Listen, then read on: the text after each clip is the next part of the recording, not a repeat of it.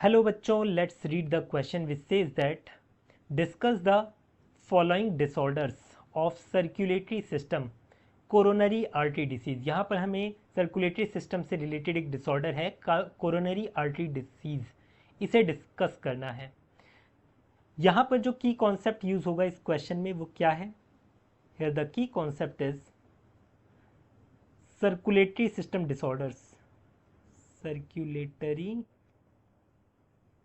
System disorders. जब हम बात करते हैं कोरोनरी आर्टरी डिसीज की तो हम इसको एक और नाम से जानते हैं, अथेरोस्क्लेरोसिस के नाम से। तो बेसिकली आप लोगों को यहाँ पर अथेरोस्क्लेरोसिस के बारे में पता होना चाहिए, अथेरोस्क्लेरोसिस के बारे में पता होना चाहिए। अब ये होता क्या है ये समझिए।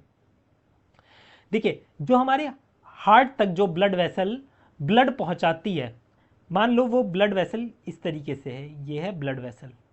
अब इस ब्लड वेसल में क्या हो जाए, यहाँ पर fibrous tissues, fat, calcium, cholesterol, इनका डिपोजिशन हो जाए, यहाँ कहीं इस जगह कहीं डिपोजिशन हो जाए, इस तरीके से डिपोजिशन हो जाए। तो होगा क्या, यहाँ पर इसका पाथ नैरो हो गया है। पाथ अगर नैरो हो गया है तो ऑब्वियस सी बात है, यहाँ से अगर जो ब्लड निकल रहा था, ब्लड फ्लो हो रहा था, अब उसके फ्लो में क्या होएगा, ऑब्स्ट्रक्शन आएगा, जिसकी वजह से यहाँ पर ब्लड ठीक तरीके से आपके हार्ट तक नहीं पहुंच पाएगा।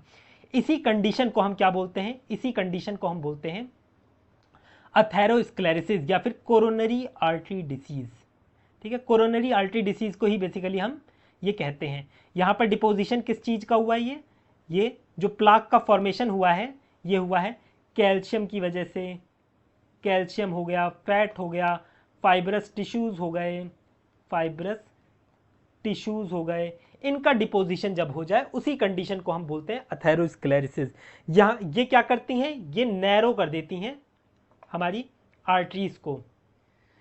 जो ल्यूमेन होता है, ल्यूमेन ऑफ आर्टरीज कैसी हो जाती हैं, नैरो हो जाती हैं, narrow. I hope you understood it well. Best of luck.